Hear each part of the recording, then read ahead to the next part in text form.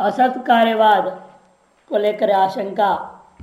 सांख्य कारिका में वाचस्पति मिश्र अपनी व्याख्या में असत कार्यवाद खंडन किया।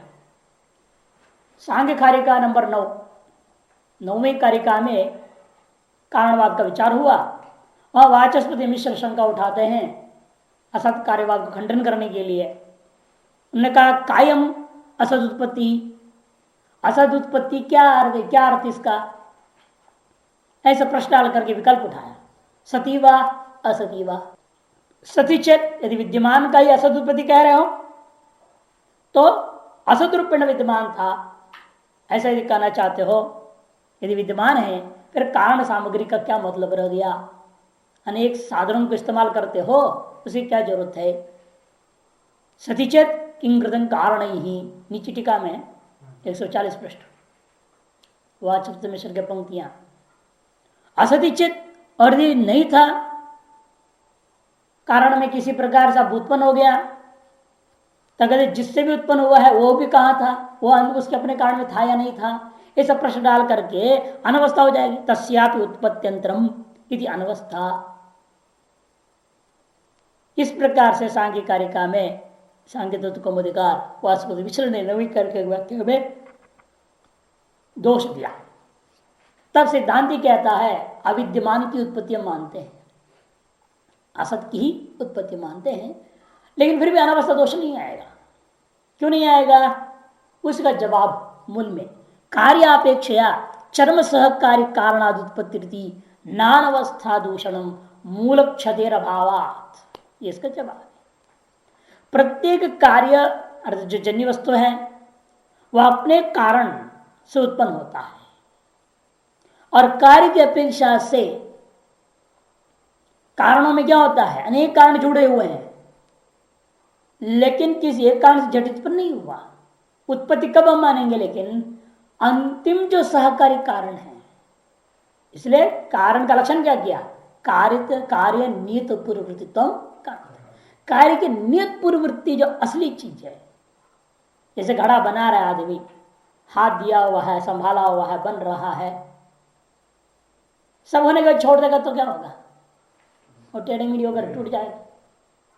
असली सहकारी कौन है, जो घड़ा बनाएगा। तब रूप आदि देने के बाद, आकार देने के बाद एक धागा होती है, उसको चीवर बोलते हैं, ज्यादातर चमड़े की धागा रखते हैं, वो इसको काटता है, काट करके जैसे काटता है वो अलग हो जाता है, वो पिंड से अलग तुरंत हाथ क्यों डाल देता है, हाथ से पकड़ लेता है और इसको साइड में रखता है।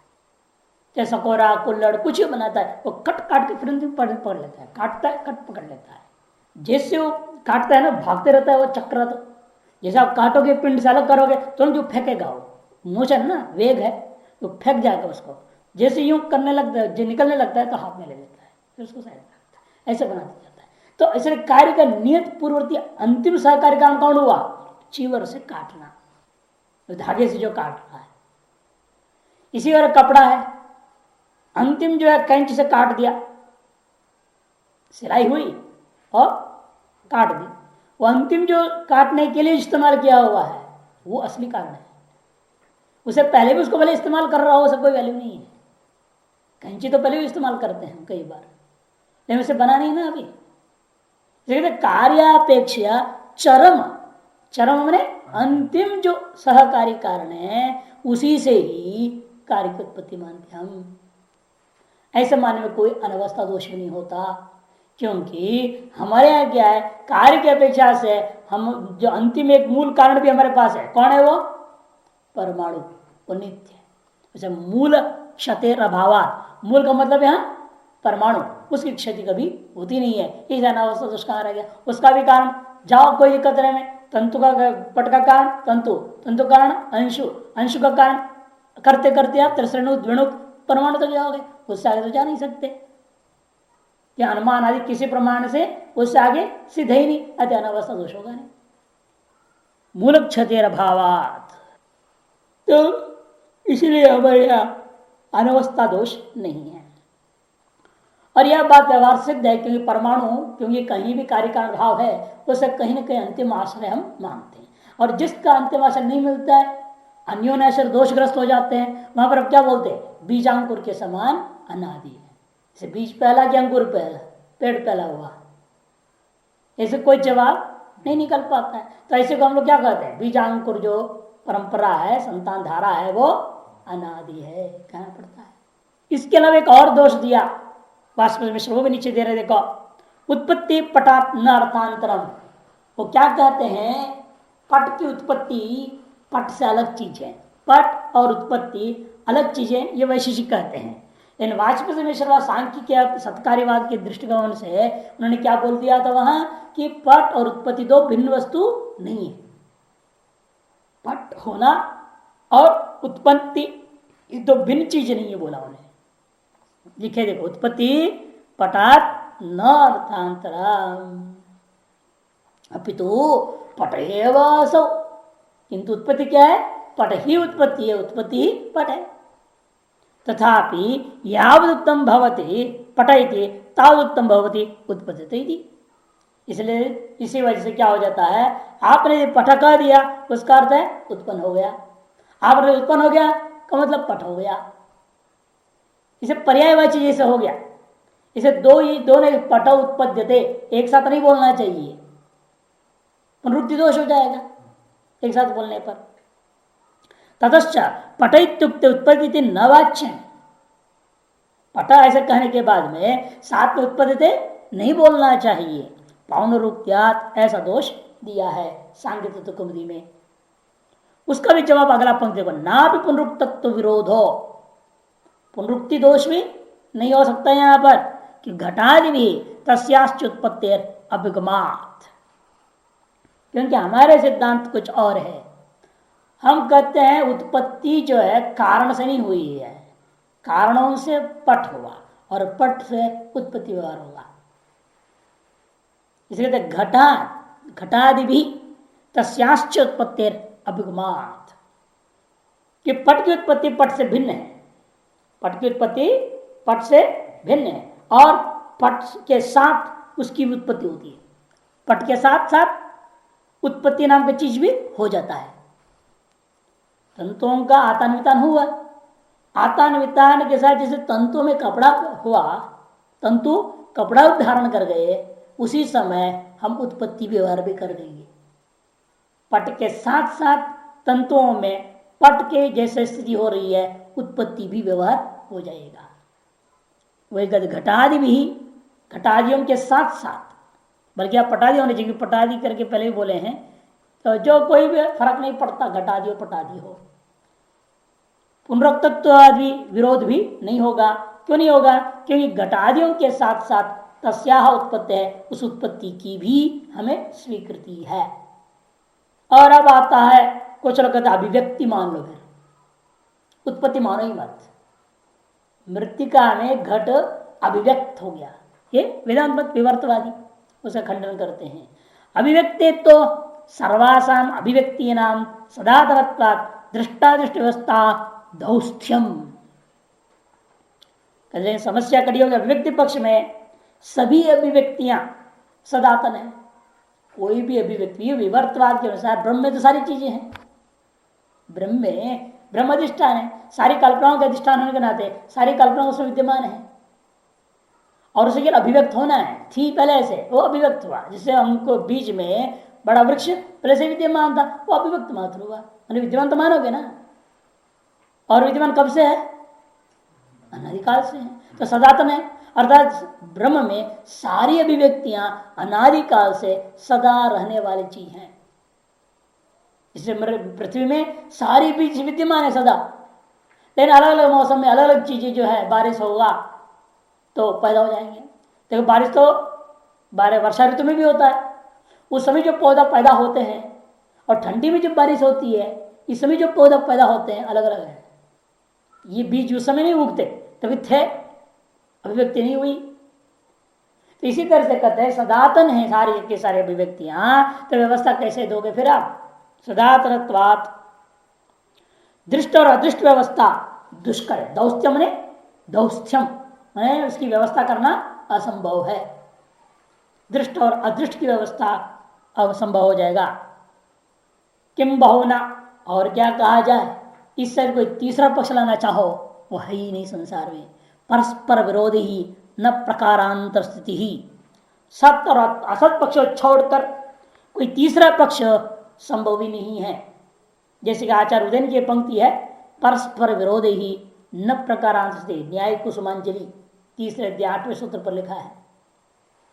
इति न्यायात् पदार्थांतरांचन संभव। और इसके अलावा इसी प्रकार से जैसे हमने प्रधान का खंडन किया और अन्य सकल पदार्थों का भी इसी प्रकार खंडन समझ लेना चाहिए। क्यों? क्योंकि सप्त लक्षणानाम परस्पर विरोधार्थ, ये 7 पदार्थ जो हमने माना है, तो षट भाव पदार्थ है, एक अभाव पदार्थ है ना। षट भाव का विरुद्ध अभाव का लक्षण है, अभाव का विरुद्ध षट भाव का लक्षण है।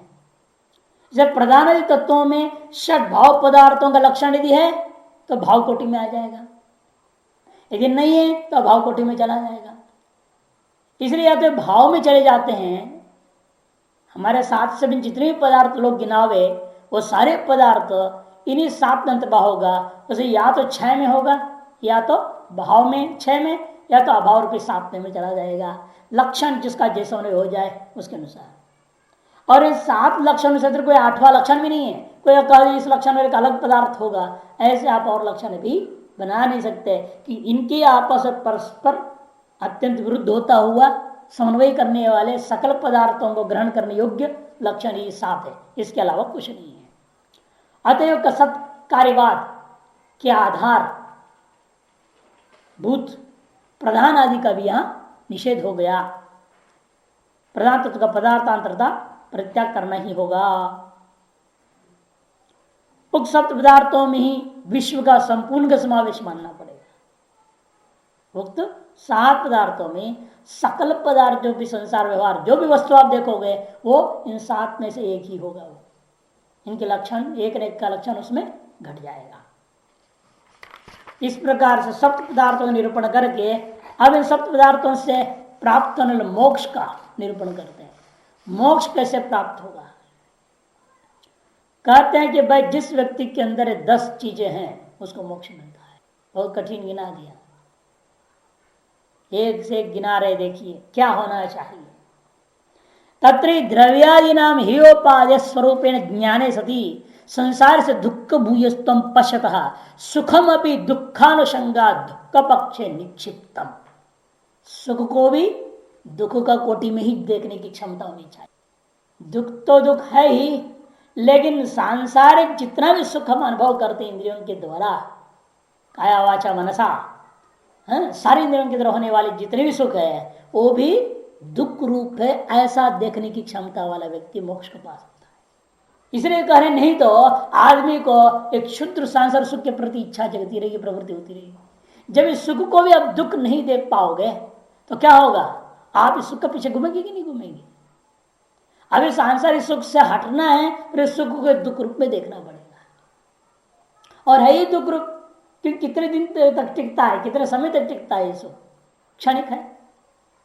इसलिए कहते हैं द्रव्यादि नाम, द्रव्य गुण कर्म सामान्य विषय समय भाव, इन सब पदार्थों का हेयोपाधेय स्वरूप ज्ञाने सभी, इनमें से हेय और उपाधि कौन कौन चीज हेय है, कौन कौन चीज उपाधेय है, इनकी साधर्म वैधर्मता आदि को समझकर जो ग्रहण करते हैं स्वरूपेण ज्ञाने सती संसार से दुख भूयस्तम, यह संसार में को दुख भूय है, प्राय दुखात्मक ही है संसार, ऐसा देखता हुआ पश्यतः सुखम अपनी दुखानुषंगात, सुख भी दुखानुषंगी है कि सुख का पीछे पीछे दुख भी चलते रहता है। कुछ देर तक आपको बेवकूफ बनाता है, उसके बाद फिर ये दुख अपना हावी हो जाता है। अब आप फिर दुख के कारण से संसार से भागने लगोगे तो थोड़ा सुख दे देता है।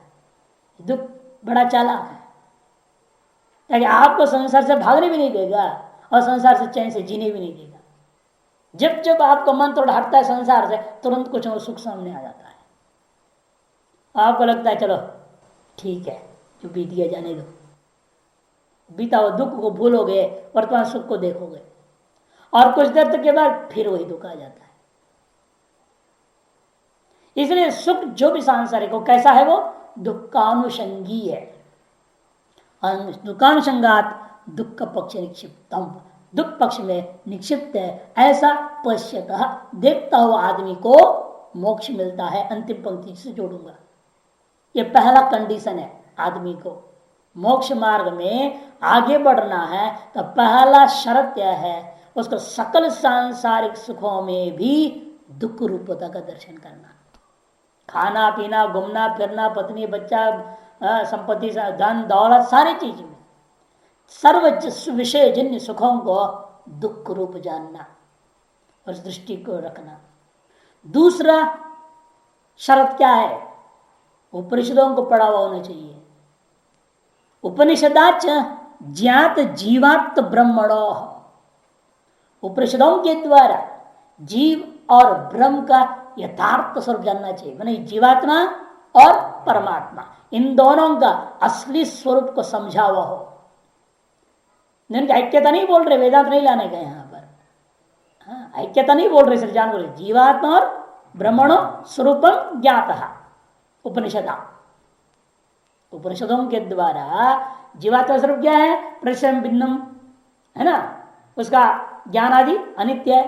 ईश्वर का ज्ञान आदि नित्य है, जिसके यथार्थ स्वरूप है। इनको उपनिषद अच्छे से समझ लिया हो। द्वास पुराण जा सकते श्रुतियों जो पहले सिद्ध किए हैं उनको ध्यान में रखना है।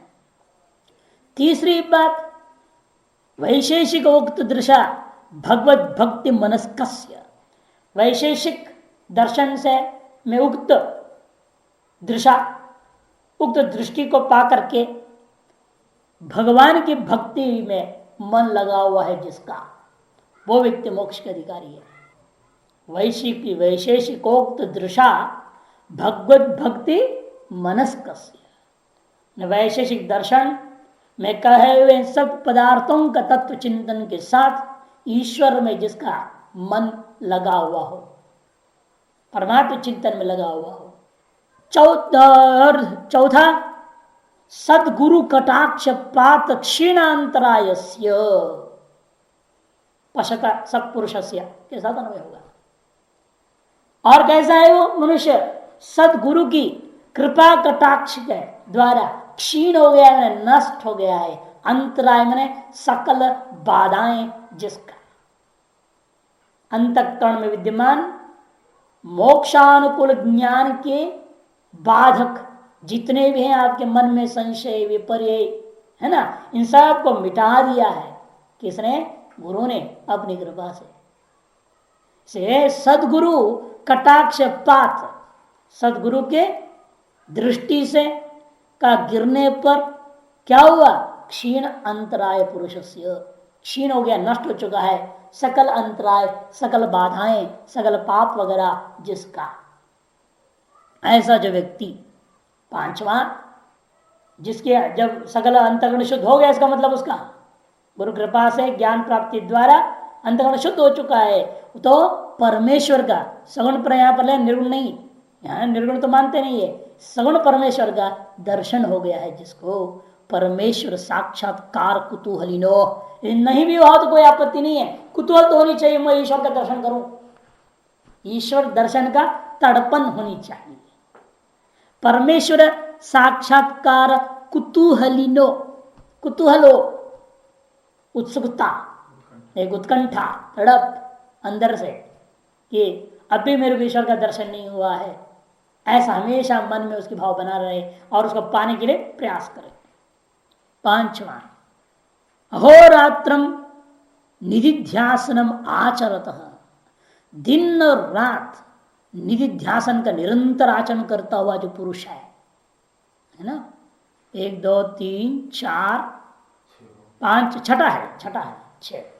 अहोरात्रम निध्यासनम आचरतः, दिन और रात निध्यासन का आचरण करता हुआ पुरुष कथनचित साक्षात्कृत परमेश्वर ने छोड़ दिया अनंत काल क्रमेण परिपक्व ज्ञान से, अनंत काल क्रमेण परिपक्व ज्ञान से, अनंत काल अनेक जन्म संसिद्ध भगवान ने कहा है ना, उसके आधार पर अनंत काल से लगा हुआ है, करते करते क्रमेण परिपक्व ज्ञान वाला पुरुष हो गया। वो उसका जो विवेक ज्ञान था, वैशेषिक दर्शन का ज्ञान, वो परिपक्व हो गया।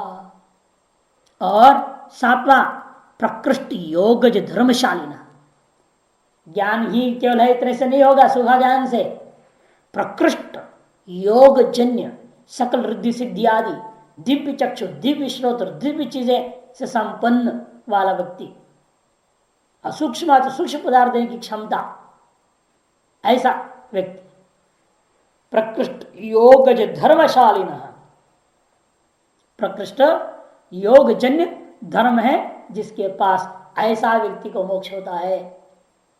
कथंचित साक्षात्कृत परमेश्वर से, पहले कहते कुतूहल था, और कुतूहल ही नहीं, मान लो किसी प्रकार परमेश्वर का एक झलक का भी दर्शन भी पा लिया हुआ जो व्यक्ति है वही मोक्ष को प्राप्त कर सकता है।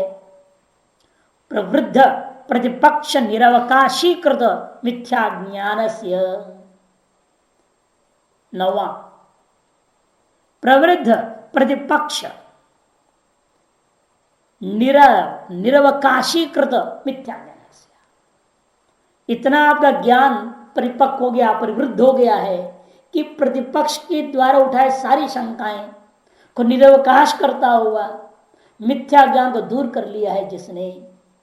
अंतिम 11वां कारणाभावाद अपगत राग द्वेष प्रवृत्ति संभावनस्य, कारण नहीं रह गया, सकल दोष दूर हो गया है, अतएव अपगत राग द्वेष आदि प्रवृत्ति संभावनस्य, राग द्वेष प्रवृत्ति की संभावना हट गया है, नष्ट हो चुका है जिसका, ऐसा व्यक्ति को क्या होता है, अशेष दुख का अभावात, वो व्यक्ति अशेष माने सकल प्रकार के दुख का अभाव हो जाने से स्वेन रूपेण व्यवस्थानम, व्यवस्थान में यकार करो उसको, स्वेन रूपेण अवस्थान हो, एक वकार बीच में आदि वकार अधिक है, वो स्वरूपे न अवस्थानम भवति, है ना, एक आदि वकार जो गोल दिख रहा है बीच में काट देना पे के बाद, स्वेन रूपेण अवस्थानम भवति, वो अपने स्वरूप में स्थित हो जाता है।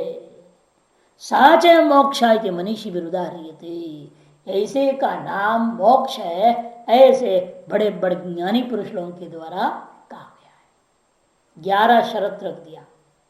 सबसे पहला था संसारी सुख को भी दुख रूप में देखना, दूसरा उपनिषद जन्य जीव और ब्रह्म का स्वरूप ज्ञान, तीसरा भगवत भक्ति, चौथा गुरु कृपा, पांचवा परमेश्वर दर्शनी कुतूहलता, छठा निध्यासन से युक्त, सातवां अनंत काल परिपक्व ज्ञान, आठवां प्रकृष्ट योग धर्म से युक्त, नौवां कथनचित कृत परमेश्वर का साक्षात्कार, 10वां प्रवृद्ध ज्ञान के वजह से प्रतिपक्ष को निर्वकाश करता हुआ सकल मिथ्या ज्ञान को जिसने मिटा दिया है, और अंत में कारणाभाव के कारण से राग द्वेष प्रति की संभावना की समाप्ति।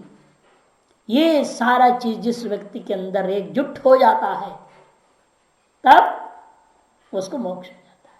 अशेष दुख का, आत्यंतिक एकांतिक दुख का अभाव जब हो जाता है तब उसको कहते वो तो स्वरूप में अवस्थान होता है, जो उसी का नाम मोक्ष। मनीषी उदाहरण है न सुखस्याप्य भावाद प्रवृत्ति, तब पूर्व पक्षी कहेगा महाराज सुख को कि दुख रूप कह दिया, अर्थात तो मोक्ष में सुख मिलेगा ही नहीं हमको, जब सुख ही नहीं रह गया मोक्ष में, इस सुख को पाने के लिए प्रवृत्ति क्यों होगी? कि दुनिया में देखने को मिलता है जो व्यक्ति प्रवृत्त होता है वो किस लिए प्रवृत्त हो रहा है? सुख प्राप्त करने के लिए। और आपने कहा उस मोक्ष में सुख भी दुख रूप मान के छोड़ देना है, इसे सुख को त्याग दो। जब आपको सुख मिलना ही नहीं है उसे प्रवृत्ति कैसे होगा? सुखस्याप्य भावात्, उस मोक्ष में सुख का भी न होने से मानव की प्रवृत्ति सुख लाभार्थ के लिए हुआ करती है, और आवैशिका मत मोक्ष में सुख की भी अभाव हो जाने के कारण मोक्ष के लिए किसकी प्रवृत्ति नहीं होगी। तब सिद्धांति कहता है अरे वेदांती जो आप बोल रहे हो आपका भी मोक्ष के लिए कोई प्रवृत्ति नहीं हो पाएगा, क्योंकि आपका मोक्ष क्या है? आपका सुख है ना, लेकिन सुख प्राप्त करने योग्य है कि नित्य? वो अब नित्य यदि प्राप्त ही है तो प्रवृत्ति क्यों होगा कोई? नित्य साक्षात अप्रोक्ष प्राप्त है, उसको प्रवृत्ति क्यों करेगा? प्राप्त वस्तु के लिए। आप वेदांतियों के मत में भी सुख रूप आप तो मान लेंगे तो भी मोक्ष के लिए कोई प्रवृत्ति नहीं हो सकता। अप्राप्य प्राप्ति रूपा सुख प्राप्त करने जा रहा है तो अनित्यता दोष आ जाएगा, जन्य सुख हो जाएगा ना, फिर वो अनित्यता दोष आएगी। और नित्य मान लेते हो फिर प्रवृत्ति क्यों करेगा कोई, नित्य प्राप्त है वो तो। भवतामपि सुख से अप्रवृत्ति करत्वात्, क्योंकि आपके मत में भी सुख प्रवृत्ति का कारण नहीं है। मोक्ष कालीन जो सुख है वह प्रवृत्ति का, मोक्ष के लिए प्रवृत्ति का कारण नहीं हो सकता, नहीं तत्साध्यम, क्योंकि आपके मत में वह नित्य होने से साध्य नहीं है, नित्यत्व व्याघाता। और यदि साध्य मान लोगे तो नित्यत्व का व्याघात हो जाएगा। यदि कृति साध्य है, क्योंकि हमारे यहाँ क्या है सामान्य नियम सभी दर्शनों का, प्रवृत्ति के प्रति चार किस कारण माना, चिकीर्षा, कृति साध्यता, बलवदर्शनता, उपादान प्रत्यक्षम। उसे कृति साध्यता भी प्रवृत्ति का कारण है ना, फिर आपके मोक्ष कौन प्रवृत्त होगा जो साध्य ही नहीं है।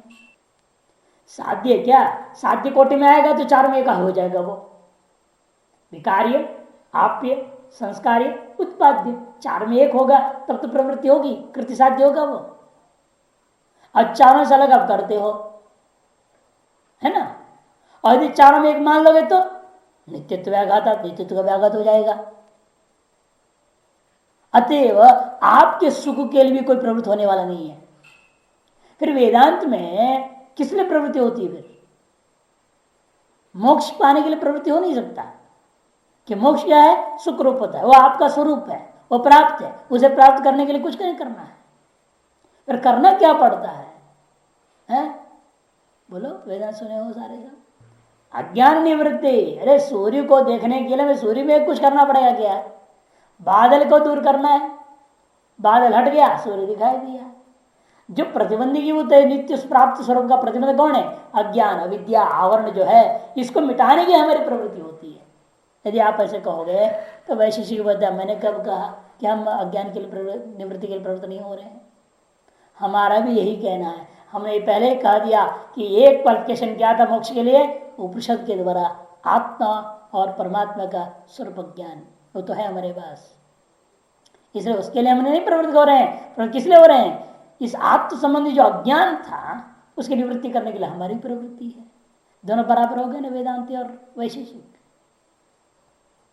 आप अविद्या, अज्ञान, माया की निवृत्ति के लिए कहोगे, और हमारे अविद्या शब्दावली में प्रयोग नहीं करते, मैं एक ही शब्द प्रयोग करते हैं, अज्ञान, अज्ञान की निवृत्ति के लिए है।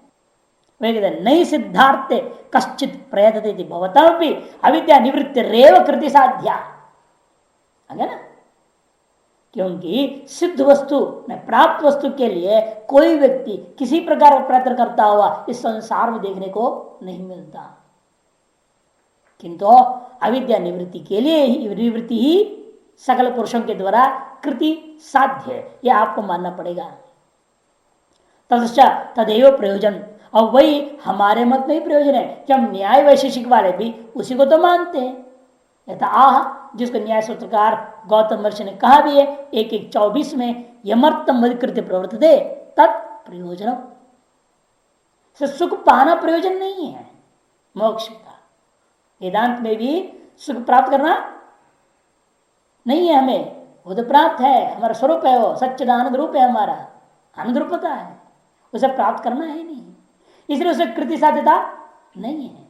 किंतु कृति साध्यता किसे मानी हमने, अविद्या निवृत्ति में, और जिसके लिए हम प्रवृत्त होते हैं, यदार्थम यमर्थम अधिकृत्य, जिस पदार्थ को अधिकृत करके हमारी प्रवृत्ति होती है उसी पदार्थ का नाम प्रयोजन है। और हम किसको अधिकृत करके प्रवृत्त हुए हैं, अविद्या की निवृत्ति के लिए। इसलिए वेदांत में भी सकल प्रवृत्तियों का मुख्य प्रयोजन क्या रहा गया, अविद्या निवृत्ति मात्र है, स्वरूप प्राप्ति नहीं है, वो तो प्राप्त है। आनंदम ब्रह्मणो रूपम तच्च मोक्ष विवेच्यते, लेकिन कहता है ये जो श्रुति है ना, ये कहता है आनंद जो ब्रह्म का रूप है वो मोक्ष काल में ही अभिव्यक्त होता है, उसे पहले रहने पर भी अभिव्यक्त नहीं है। तो मोक्ष में उस आनंद की अभिव्यक्ति के लिए हमें प्रयत्न करना पड़ेगा, ऐसा श्लोक का अर्थ है ना श्रुति का। तो कहते कि नहीं, यह ऐसा अर्थ नहीं इसका। इति संतोषज सुख अभिप्रायेण गौण्यवृत्त्या दुखा भाव अभिप्रायेण वा कथंचित गुणवाद, ये अर्थवाद है, प्रशंसा वाक्य है। क्योंकि सुखवादी के मत के अनुसार भी मोक्ष प्रवृत्ति सुख के लिए नहीं हो सकता, जब सिद्ध हो गया है कि नित्य सुख मानते हो, अतएव तब कहते हैं कि देख लीजिए कि मोक्ष सुखवादी वेदांति के मत में अविद्या निवृत्ति के अलावा और कोई चीज रहा नहीं। हम भी अविद्या निवृत्ति को ही प्रवृत्ति का प्रयोजन मानते हैं। हम लोग भी क्या मानते हैं?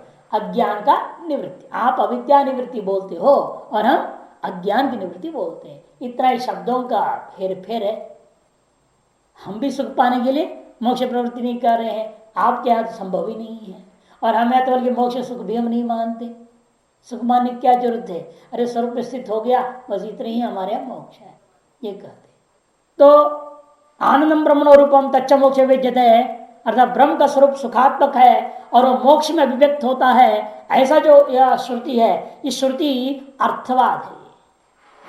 वास्तव में वेदांत भी नहीं वो कह सकता ब्रह्म का आनंद रूपता अभिव्यक्त हो जाएगा, बीज से अंकुर के अभिव्यक्ति के समान। यदि उत्पत्ति दोष आ जाएगा, अनित्यता हो जाएगी। इसलिए इस मंत्र का अर्थ हुआ तो वेदांती भी को कहना पड़ जाएगा कि ये केवल संतोष सुख अभिप्रायेण, ये वेदांत दृष्टिया कि उस समय जो तृप्ति हुई ना, उस तृप्ति को लेकर के वो कह रहा है, ओ मेरे को आनंद अनुभूति हो गया, आनंद अभिव्यक्त हो गया। आनंद की अभिव्यक्ति होना या आनंद की अनुभूति होना जो कहा जाता है मोक्ष काल में, वो जो चीज अभिव्यक्ति या अनुभूति यदि उत्पन्न मानोगे तो अनित्य तो दोष आ जाएगा। इसलिए आपको कहना पड़ेगा जो कह रहा है, लेकिन मेरे को अभी अनुभूति हुई, पहले इसका मतलब नहीं थी, वो तो उत्पन्न मानना पड़ेगा, अनित्य दोष आएगा। इस वैसा को कहना पड़ेगा, लेकिन उस तृप्ति को उस शब्दों से बोलता है, केवल गौण व्यवहार मानना पड़ेगा। संतोषज सुख अभिप्रायेण, वह सब संतोषजन सुख के अभिप्राय से कहा गया है। अथवा हमारे दृष्टिकोण से कहोगे वो गौणी वृत्तिया दुख का भाव अभिप्राय से कह दिया, आनंदो अभिव्यज्यते, मैंने दुख के अभाव होने से आनंद की अभिव्यक्ति का प्रलाप हुआ है। इति कथंचित गुणवाद है, किसी प्रकार इसको गुणवाद रूपी अर्थवाद, तीन प्रकार के अर्थवाद होते ना, अर्थवाद कितने प्रकार के हैं? तीन प्रकार के। कौन से? गुणवाद रूपी अर्थवाद, अनुवाद रूपी अर्थवाद, भूतार्थवाद रूपी अर्थवाद। अर्थ संग्रह सब भूल गए। गुणवाद है किसी की स्तुति करना, अनुवाद है जो लोक प्रसिद्ध का कथन करना। जैसे कह दिया कि अग्निर्हिमस्य भेषजम, अग्नि कैसा है?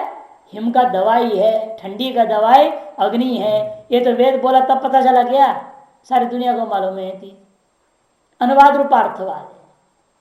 और देवता स्वरूप अनुवाद, वज्र हस्तो पुरंदर, इंद्र कैसा है? वज्र हाथ में है, उसका एक हाथ वज्र है, एक है उसका जो पुरंदर है वो। इस प्रकार जो स्वरूप कथन हुआ देवता वगैरह के, वो है भूतार्थवाद रूपी अर्थवाद। ये गुणवाद रूपार्थवाद मानना चाहिए। इतना ही नहीं, आशीर्यम वाव संतन्न प्रिया प्रिय स्पृशति वचनात्, मोक्ष काल में वास्तविक कोई सुख नहीं है, इसमें प्रमाण दे रहा है ये वैशेषिक छांदोग्य। या प्रिय का अर्थ ले रहा है सुख, अप्रिय मने दुख। सुख दुख दोनों ही अशरीर काल में, अशरीर मने मोक्ष काल में, अशरीरम वाव वसंतम, अशरीर रूप स्वरूप को प्राप्त कर गया। शरीर रहित स्वरूप का मतलब क्या हो गया? अपना स्वरूप को प्राप्त करना, मोक्ष को प्राप्त करना। उस अवस्था में सुख दुख दोनों ही नहीं है। सुख दुख दोनों का संबंध न स्पृशता न संबंध भाव का कथन करती है श्रुति भी। इति वचनात्, यह भी हमारे कथन में प्रमाण है कि मोक्ष काल में सुख नहीं होता। नचा यदि कोई कहे या प्रिय शब्द से आप मोक्षकालीन सुख नहीं लेना, प्रिय शब्द का अर्थ सांसारिक सुख है, ऐसा यदि वेदांत एकदेशी कहता है, नचा सांसारिक सुख अभिप्रायेण तत्, सांसारिक सुख का निषेध करता है और सांसारिक दुख का निषेध करता है, ऐसी व्याख्या नहीं कर सकते। सांसारिक सुखस्यापि ब्रह्म सुख अनुतिरिक्तत्वात्, क्योंकि आप वेदांति के मत में सांसारिक सुख भी क्या है? ब्रह्म सुख से भी नहीं क्या कि आप ही कहते ये मात्रेण उपजीवंती, एक मात्रा उपजीवंती। अभी आप पंचदशी में जो पढ़ जानते हैं 15वां अध्याय क्या है? विषयानुग प्रकरण। वो विषय सुख क्या है? ब्रह्म का ही सुख है, लेश है, वो बताएंगे नहीं बताया। इसे जो सांसारिक सुख है वो भी ब्रह्म सुख ही है, क्षुद्र है, रूपेण अभिव्यक्त है, पूर्ण रूपेण अभिव्यक्त नहीं है। यह आपकी समस्या है वो। लेकिन यहाँ प्रिय शब्द से जो सुख है वो सुख सांसारिक है, ब्रह्म सुख से भिन्न है, ऐसा आप नहीं कह सकते। मोक्ष काल में ब्रह्म सुख होता है, उसे भिन्न काल में सांसारिक सुख होता है। सांसारिक सुख को निषेध करने के लिए छांदोग्योपनिषद का मंत्र आया हुआ है, ऐसे आप व्याख्या नहीं कर सकते। क्यों?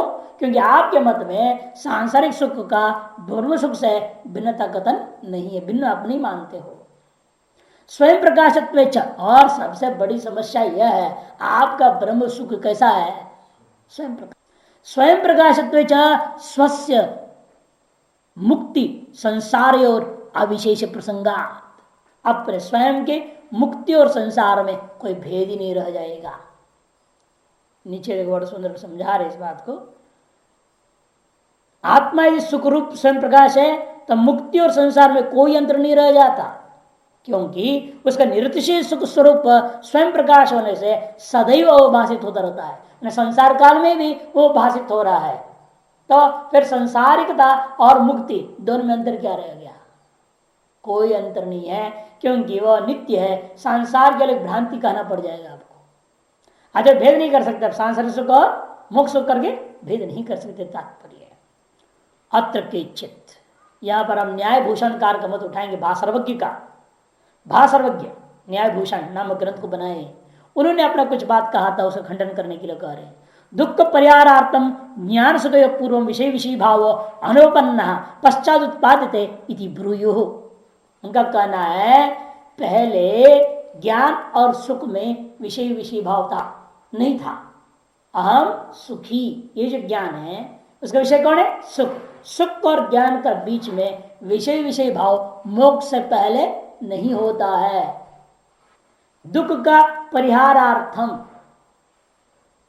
दुख को परिहार करने के लिए, कुछ लोग का कहना है कि दुख का परिहार करने के लिए ज्ञान और सुख का पहले माने मोक्ष से पहले, पूर्व माने मोक्ष से पहले ज्ञान सुख विषय विषय भाव अनुत्पन्न। विषय विषय कैसा था? पहले अनुपपन्न था, पश्चात उत्पाद्य थे। पहले अनुत्पन्न था, बाद में उत्पन्न हो गया। क्या चीज? ज्ञान और सुख का विषय विषय भाव। माने विषयत्व ना, ज्ञान ने, आपने अपनी आत्मा में मन संयोग से ज्ञान हुआ और वह ज्ञान ने उस सुख को विषय रूप में ग्रहण कर लिया। इससे पहले कभी ऐसा नहीं होता, ऐसा उनका कहना है। इनका भाषाविकार इति ब्रूयु। नीचे दिया है देखो दृष्टांत, जैसे चक्षुर घटयो कुड्यादिव सुख संवेदन विषय विषय भाव संबंध प्रत्यनीक दुखादे संसार अवस्थायां सद्भावात् तन्नाशे च मुक्त अवस्थायां भवति सुख संवेदनयो संबंध। उनका कहना है जैसे चक्षु और घट का बीच में दीवार आड़े में हो, दीवार बीच बैठा हुआ है, तो हम चक्षु से घट को समझ नहीं कर सकते हैं। उसी प्रकार से सुख और ज्ञान का बीच में संसार काल में क्या है? दुख नाम का दीवार खड़ा है। इसलिए ज्ञान संसार काल में वास्तविक सुख को कभी अपने विषय बना करके संबंध पूर्वक ग्रहण नहीं कर सकता। जैसे चक्षु घट को विषय बनाकर अपना संबंध पूर्वक ग्रहण नहीं कर सकता, बीच में दीवार होने से। उस तरह ज्ञान भी सुख को विषय करके ग्रहण नहीं कर सकता। क्यों? बीच में एक दीवार है। कौन है दीवार? यहां संसार काल में दुख ही दीवार है। और सांसारिक दुख रूपा दीवार जब नष्ट हो जाए मोक्ष काल में, तब यह ज्ञान क्या करेगा? आसान से सुख के साथ संबंध कर लेता है, सुख को विषय कर लेता है, तो सुखम अहम करके ज्ञान हो, सुखी हम ज्ञान हो जाता है। ऐसा उनका कहना है। तत् असांप्रतम, खंडन करते हुए वैशेषिक का ऐसा उनका कहना बिल्कुल गलत है, नहीं हो सकता। क्यों? तत्सद्भावे प्रमाणाभावात, विद्यमान दो पदार्थों का तब तक संबंध स्थापित नहीं होता जब तक मध्य में कोई प्रतिबंध विद्यमान हो। ये उनका तात्पर्य था। भाषा कहने का मतलब था ना, जब तक पीछे कोई प्रतिबंधक होगा, भले ही विद्यमान है दोनों वस्तु, फिर भी दो वस्तुओं के बीच में संबंध नहीं हो सकता प्रतिबंध की वजह से। ये सामान्य लेकर उन्होंने कह दिया, लेकिन ऐसा नहीं है कि नित्य सुख और ज्ञान का मध्य में दुख राशि की जो प्रतिबंधकता के कारण दोनों का संबंध आप नहीं मान रहे थे, नहीं बन पाता, मोक्ष दुख की निवृत्ति हो जाने पर विषय विषय विषय भाव सुस्थिर हो जाएगा, ऐसी जो आपकी कल्पना है वह युक्त युक्त नहीं हो सकता। क्यों? कारण क्या है? नित्य सुख के सद्भाव में कोई प्रमाण ही नहीं है। तत्सद्भावे प्रमाण तत्व ने नित्य सुख सद्भाव है। तत्से क्या लेना? नित्य सुख। नित्य सुख का सद्भाव में कोई प्रमाण ही नहीं है। और उसके आगे बात, यस्य लोक प्रसिद्धि तस्य प्रयोजकत्वम इत्यपि दुर्घटम एवं, जिसका लोक में प्रसिद्धि नहीं है वह किसी का प्रयोजन रूपेण हो जाए या नहीं हो सकता।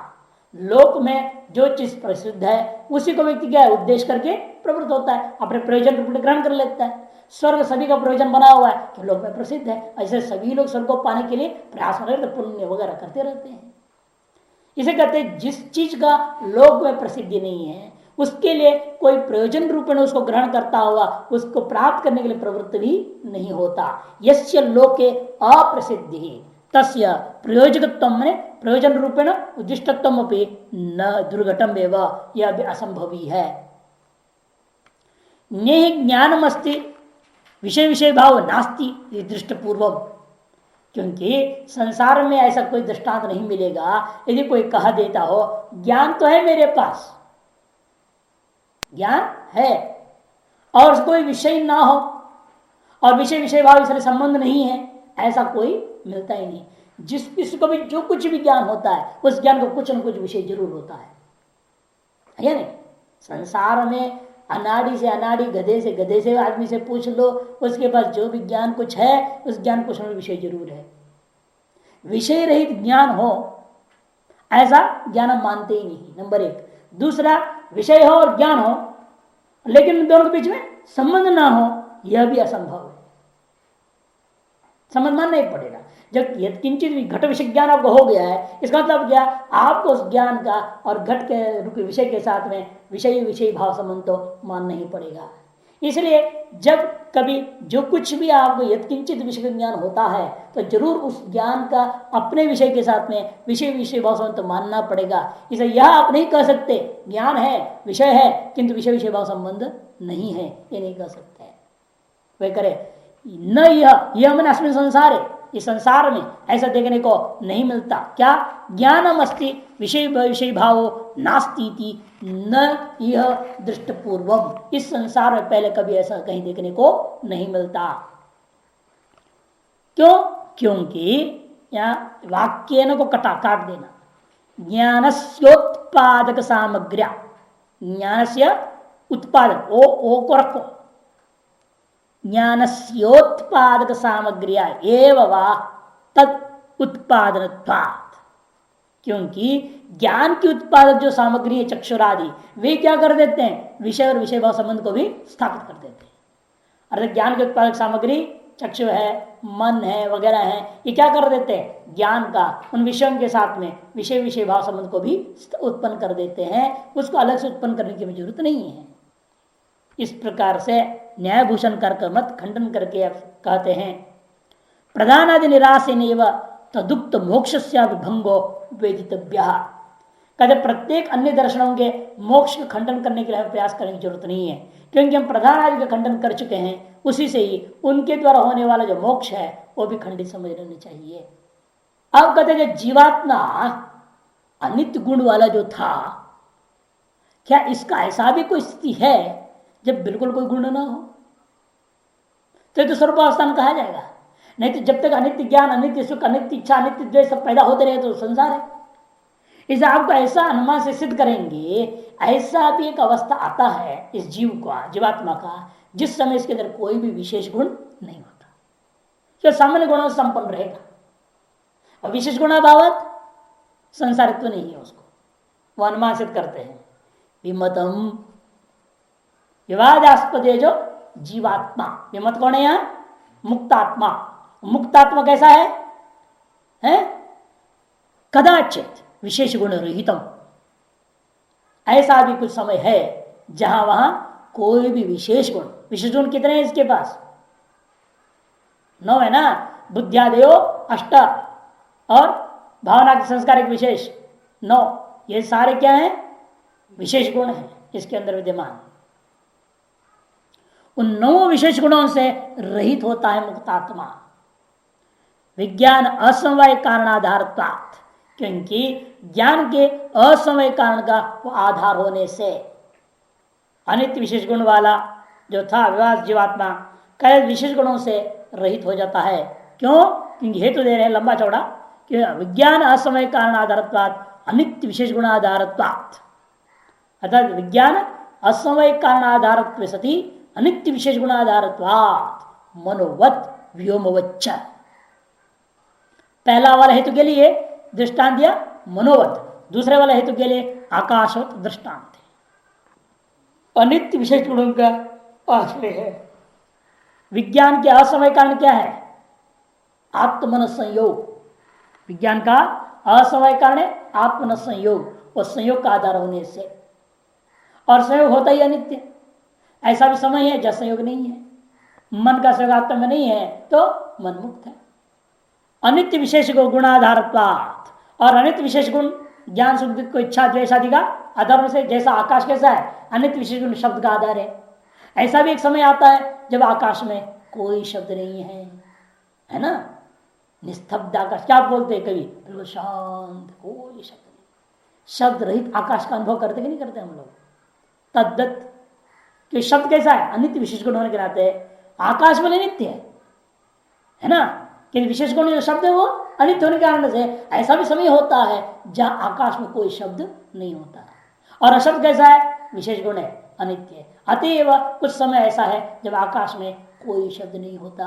यथा तथा आत्मा में भी ऐसे समझो, वह नित्य होने के बावजूद भी उसमें रहने वाले जो विशेष गुण कैसा है हमारे जीवात्मा में, सब अनित्य होने के नाते ऐसा भी एक समय आता है जब एक भी अनित्य विशेष गुण वहां नहीं होता होगा। उस अवस्था का नाम ही मुक्त अवस्था है। इस तरह से अनुमान के द्वारा दोनों हेतुओं से सिद्ध हो जाता है, तो अलग अलग दृष्टांत से। न च जीवा नित्य ज्ञाना, अब आगे ना वेदांति खंडन कर रहे हैं। वेदांत क्या मानता है? आत्मा नित्य ज्ञानवान है, नित्य सुख नित्य चैतन्य वाला है ना, इसलिए कहते हैं उनका खंडन जीवा नित्य ज्ञाना आत्मत्वाद ईश्वर दिति न सांप्रतम। यह अनुमान उनका जो करना है बिल्कुल गलत है, ठीक नहीं।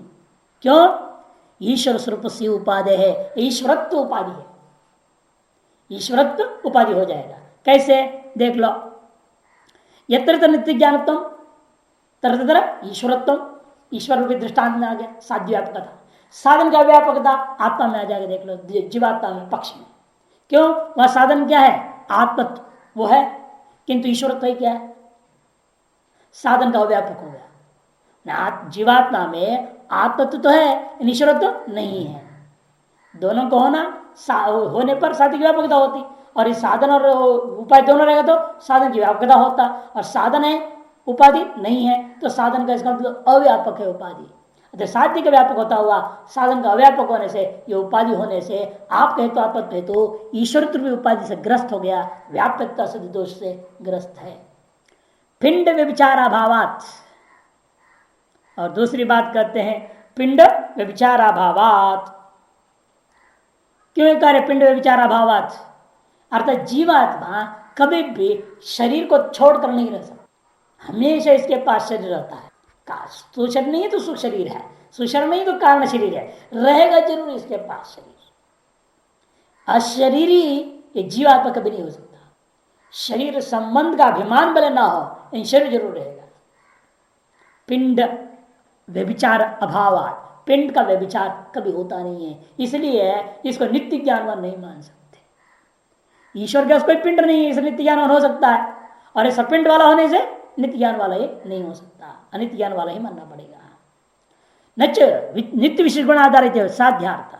अब कहते साध्य नित्य ज्ञान का मतलब है नित्य विशेष गुण का आधार, ऐसा कर दे। नित्य विशेष गुणों वाला, जितने विशेष गुण आत्मा में आप मानोगे वो सारे विशेष गुण नित्य मान, केवल ज्ञान नहीं, सुख दुख इच्छा द्वेष जो भी है सारा नित्य मान। नित्य विशेष गुणों का ऐसे वेदांति अनुमान करता है कि जीवात्मा कैसा है? नित्य विशेष गुणों का आधार है। हेतु तो वही है आत्मत्वात्, ऐसा कह दो तब तो कोई आपत्ति नहीं है। तो कहते हम दूसरी उपाधि देंगे। वहां क्या उपाधि देंगे? अपार्थिव द्वणुक आरंभगत्व सती विशेष गुणोत्पादे है। अपार्थिव द्वनुक आरंभगत्व सती विशेष गुणवत्व उपाधि है। कैसे उपाधि बनेगा ये देखिए, क्योंकि साध्य क्या है? नित्य विशेष गुणों का आधार। नित्य विशेष गुण का आधार कौन कौन है? परमाणु, कि जलीय परमाणु, तेजस्वीय परमाणु और वायवीय परमाणु कैसे हैं? नित्य विशेष गुण। उनके विशेष गुण, उनके जो विशेष गुण है उसका बदलाव नहीं होता कभी। केवल पृथ्वी के परमाणु का विशेष गुण कोई अपने पाकज माना, रूप रसगंध स्पर्श जो पृथ्वी का है वो पाकज मानते हैं, लेकिन अन्यत्र नित्यगतम नित्यम अनित्यगतम अनित्यम कह दिया। अर्थात परमाणु में रहने वाला जो रूप रस वगैरह है, कौन से? जलीय, तेजस और पारा वायवीय परमाणुओं में वो नित्य विशेष गुण है। तो नित्य विशेष गुण का आधार वहां पर है या नहीं? है ना, साध्य वहां पर आधार है। और वहां पर आपका उपाधि बैठा हुआ है, देखो उपाधि क्या है? अपार्थिव द्वनुक आरंभकत्व सती, क्योंकि वो सब कैसे हैं? अपार्थिव द्वनुकों का आरंभक है। जलीय परमाणु, तेजस परमाणु, वायुवीय परमाणु क्या करते हैं? पार्थिव द्वनुक से भिन्न जलीय द्वनुक, तेजस द्वनुक, वायुवीय द्वनुकों का आरंभक है। इसलिए अपार्थिव द्वनुकों का आरंभक होता हुआ विशेष गुणवत्व उनमें विशेष गुणवत्ता है ही। इसलिए जल, तेज और वायु के परमाणुओं में साध्य की व्यापकता ग्रहण हो गया, और साधन की व्यापकता आपके पक्ष में ही घट जाएगा। साधन क्या था आपका? आत्मत्व, है ना। आत्मत्व क्या है? पक्ष में है जीवात्मा में। हेतु आत्मत्वाद कहा था, वो कहाँ रहता है? जीवात्मा में है या नहीं? आत्मत्व है, लेकिन वहां द्वनुक आरंभकत्व है क्या है? आत्मा अपार्थिव द्वनुकों का आरंभक है नहीं। इसलिए इस जो उपाधि का दो हिस्सा है ना, अपार्थ द्वनुक आरंभक सती विशेष गुणवत्तम, ये जो उपाधि में से विशेष गुण तो भी विशेषांश तो है आत्मा में मान लिया जाए, तो भी वहां द्वनुक आरंभक रूप विशेषणांश नहीं है। विशेषणाभावत विशिष्टा भाव हो गया, मैंने उपाधि का भाव जीवात्मा के पक्ष में आ गया, साधन की अव्यापकत्व सिद्ध हो गया। अतः जल, तेज, वायु के परमाणुओं में साध्य व्यापकता और पक्षभूत जीवात्मा में साधन की अव्यापकता होने से ये उपाधि हो गया। अतएव वेदांती जीवों में नित्य विशेष गुण को भी सिद्ध नहीं कर सकता इस अनुमान के द्वारा। वही करे विशेषणाभावात भवता पुनर्विशेष गुण रहितत्वात्, विशेषणाभावात विशेषण का न होने से जीवात्मा में अपार्थ गुण का आरंभकत्व, मैंने कोई भी गुण का आरंभकत्व है नहीं आत्मा में, इसलिए अपार्थ गुण का आरंभकत्व रूपी विशेषण का न होने से आपके मत में भी हम विशेष गुण का आधार नहीं मानेंगे।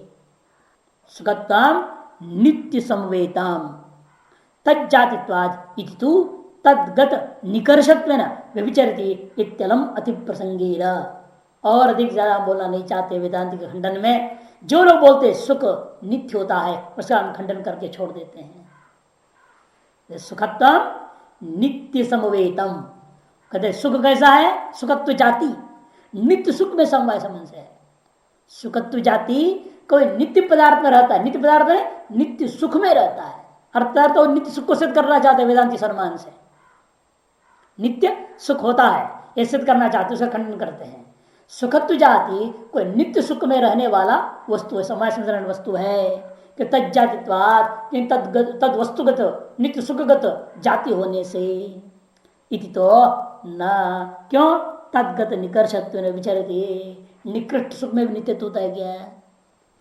क्षुद्र सुख में भी नित्यत्व है क्या? फिर क्योंकि सुख में भी तारतम्यता है ही, तभी तो आप नित्य सुख कर रहे हैं, इसको अनित्य सुख भी होगा, उससे भी तो सुखत्व जाती है ना।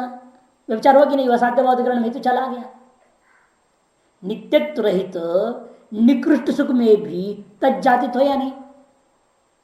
इसे साध्य बौद्धिकरण हेतु जाने से विचार हो गया, अतः नित्य सुख की स्थिति आप नहीं कर सकते। इति अलम, बस इतना पर्याप्त है वेदांति के मोक्ष का खंडन करने के लिए।